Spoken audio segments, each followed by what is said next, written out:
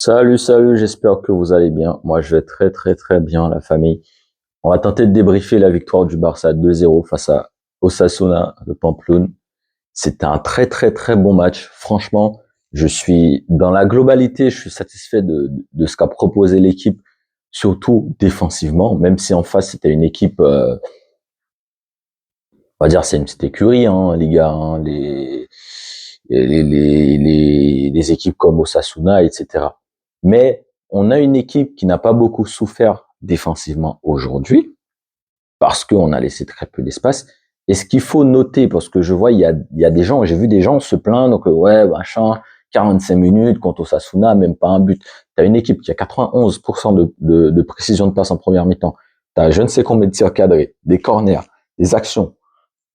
Au bout d'un moment, ça veut pas encore, parce qu'en face, tu as un gardien qui fait le match de sa vie, parce que tu as une équipe qui joue en bloc ultra bas.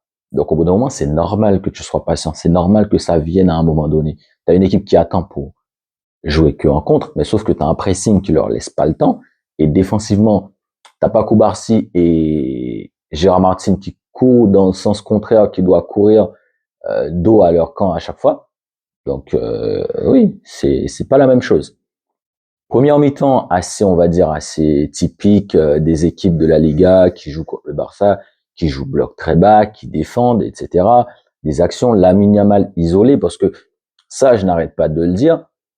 Il va falloir que Flick y pense, parce que Lamine Yamal, on sait tous de quoi il est capable offensivement. On sait tous de par ses dribbles, de par ses passes, de par ses changements de rythme, etc.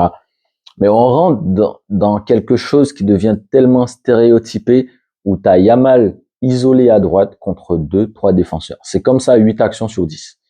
Au bout d'un moment, il s'en sort pas tout le temps. Donc c'est logique. Après, tu entends que ouais, machin a mis Yamal dans sa poche. Donc ça devient trop facile, ça devient stéréotypé, comme on dit.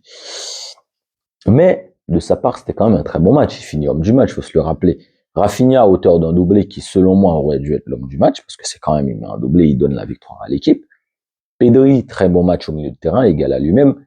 Eric Garcia fait partie des mecs où tu ne sais plus quoi dire parce que tellement c'est juste que tu prends Eric Garcia ou Gérard Martin, tellement c'est juste. Peut-être que ce qu'ils font, ça suffit pas parce que je lis des commentaires sur Twitter des fois où tu as des gens qui jugent Gérard Martin comme un mec qui n'est pas fait pour être au Barça, comme un mec qui n'a pas le niveau, c'est trop juste.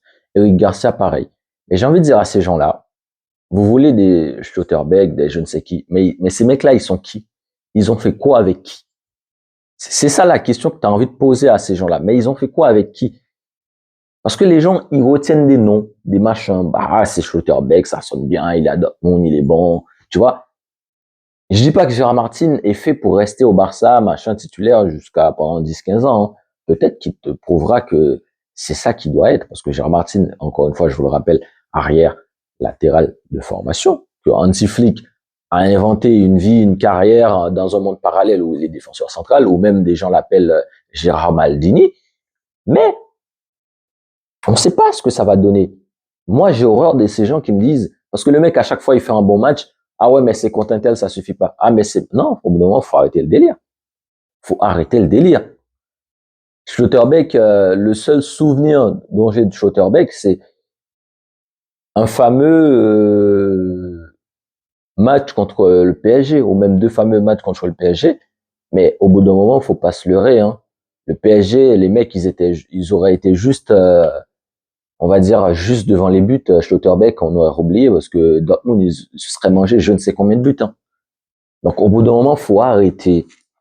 Eric Garcia, pareil, oui, Eric Garcia au milieu de terrain, peut-être que ça suffit pas face à des équipes comme le Real, peut-être que ça suffit pas face à Chelsea, parce que face à Chelsea, c'était même pas lui, parce que au bout d'un moment, voilà, t'as pas Pedro au milieu de terrain déjà, et tu te fais bousculer, donc oui, logique que ça suffit pas. Et aussi, les gars, il faut parler de Koubarsi, qui commence à avoir un petit peu de mieux depuis deux matchs. Depuis deux matchs, il y a un petit peu mieux, parce que Koubarsi, depuis le début de la saison, c'est pas du tout ça. Koubarsi, c'est je ne sais combien de fautes, je ne sais combien de fois où on se dit, bah écoute, de toute façon, la défense, ça ne va pas. Koundé, un petit peu mieux, depuis deux matchs, parce que je pense à son doublé. Je pense au match juste le week-end d'avant. Oui, ça commence à venir parce que Koundé, il commence à essayer de me prouver que le problème qu'il avait, c'était l'aspect de la fatigue. Parce que vous ignorez l'aspect de la fatigue, pardon, sur un mec qui joue je ne sais combien de matchs sur une saison. Donc, au bout d'un moment, oui, ça fatigue. Mentalement, il est fatigué. Physiquement, il est pas là. Donc, oui, s'il commence à retrouver son rythme, parce que Koundé, quand même, il s'est reposé ces derniers matchs, c'est bien. Baldé, j'en attends plus, parce que oui, aujourd'hui, notre cher Marcus Rashford commence à me prouver que c'est un mec, il doit sortir du banc, parce que c'était pas du tout ça. Ferran Torres, très très bon match, parce que son but hors-jeu, dommage pour, je ne sais pas, où les mecs sont allés chercher un hors-jeu sur un corner, en retrait, franchement, la VAR en Liga, je ne comprendrai jamais. Les mecs, ils sont incapables d'aller chercher une faute dans la surface quand c'est fait par une équipe qui joue en blanc. Ils sont incapables d'aller chercher une faute où des mecs qui s'appellent Guerre, qui commence, son prénom commence par R, je ne cite pas de nom, où il bouscule, il fait ce qu'il veut, ou un certain raciste qui joue dans une équipe qui joue en blanc, qui porte le numéro 2, où il pousse, les mecs, ils sont incapables d'aller chercher ces fautes-là pour donner penalty, parce que c'est penalty, mais ils sont capables d'aller chercher un hors-jeu sur une passe, sur une remise, sur un corner. C'est-à-dire, ça n'a aucune, j'ai envie de dire oui, ça a une, mais ça n'a aucune influence, ça n'a donné aucun avantage, parce que dans la logique, il y a hors-jeu, hein, mais dans la logique, et surtout une action où la balle a tourné au moins 2 minutes après cette foutue passe. Ils vont chercher ce hors-jeu-là pour pas accorder un but. J'ai envie de dire, mais à quoi vous servez, les gars? Mais vous êtes incapables d'aller chercher des fautes, où des mecs, ils bousculent, où des mecs, ils tirent, où des mecs, ils font des plaquages dans la surface. Vous êtes incapables d'appeler l'arbitre pour lui dire, ah, hello, frérot, il y a quelque chose. C'est pas grave, parce que le Barça, quand même, gagne 2-0. Je parlais de Marcus Rashford. Il nous montre, voilà, qu'il doit sortir du banc. Ferran Torres, à part son but, je viens de dire qu'il a annulé pour un hors-jeu inexplicable. Certes, il y a hors-jeu, mais comme d'où tu reviens sur ça 2 heures après, je comprends pas. Je comprends du tout pas. Je comprends pas. Et derrière, bah, c'est un très bon match. Il n'a pas eu beaucoup d'occasions. Il y a eu le ciseau sur l'action extraordinaire de Lamine Yamal. Pas rentré. Rafinha qui nous prouve aujourd'hui que voilà, on va dire l'élément déclencheur de cette équipe, c'est lui.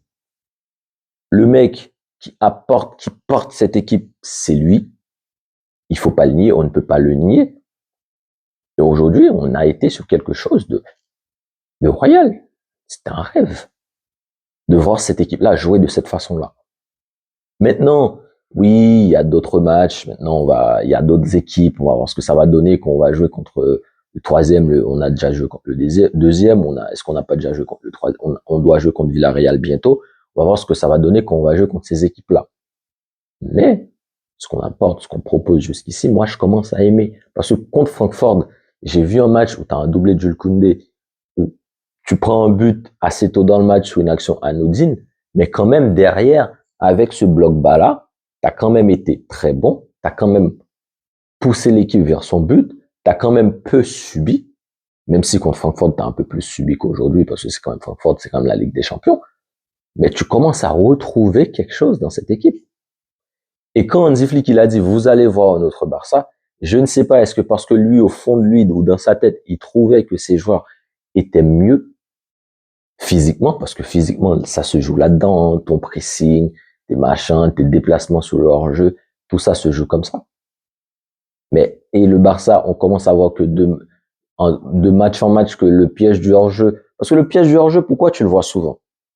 Parce que j'entends des mecs dire, ouais, mais j'ai l'impression que le Barça ne joue plus le piège du hors-jeu. Non, le Barça le joue toujours. T'as l'impression que ça n'existe pas parce qu'il y a moins d'action pour l'équipe adverse. Il y a plus de pressing. Et le pressing, pardon, marche un peu plus. Et du coup, derrière, les mecs interceptent le ballon un peu plus. Ils ont plus de temps de se positionner et d'intercepter. Donc, il y a peu de hors-jeu que tu vois en temps réel. Mais ça joue. Et peut-être que voilà, il le joue toujours, mais d'une manière où comme je disais, tu vois moins parce que le ballon, ils l'ont plus. Donc ça te trompe en fait dans ta vision de ce qui se passe. Si ça marche, tant mieux. Si, Parce qu'on est dans une phase, on est dans une pente montante. Hein. On monte la pente là. Hein.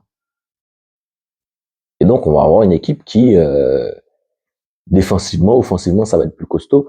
Pedri qui revient de blessure, qui commence à monter en puissance. Rafinha qui monte en puissance de par ses buts. Yamal qui, avec son problème de pubalgie, a l'impression que c'est derrière lui. Mais les gars, comme Lamine Yamal l'a dit avant-hier, je ne peux pas jouer en novembre-décembre comme j'ai joué en demi-finale de Ligue des Champions. Ça veut tout dire. Ça veut dire que maintenant, il se pose, il machin, il se repose sur les autres, les petites passes en retrait. Ça veut dire qu'à partir du mois de février-mars, vous allez souffrir. Vous allez souffrir. Quand vous allez affronter le Barça, il va falloir attacher les ceintures. C'est ce que ça veut dire. Il va falloir s'attacher, ça va être ça va être de la sensation ultra forte, hein. Ça va être la tour des miracles. Ça va être quelque chose, hein. Vous comprenez pas ce que vous avez. Ça va être la grande roue dans vos têtes. Bon, sinon les gars, le Barça joue cette semaine, mardi ou mercredi, contre je ne sais plus qui, en Coupe du Roi. Ça va être bien à regarder parce que vous allez voir des joueurs comme, j'espère, Dro qui vont jouer, des Rooney qui vont avoir plus de temps de jeu, des petits jeunes de la Masia. C'est bien de les regarder et d'avoir aussi une vision de l'avenir pour cette équipe. Et on va aussi avoir un peu de turnover et se préparer pour le match du week-end prochain, les gars. Sinon, les gars, je vous dis ciao, ciao, les gars.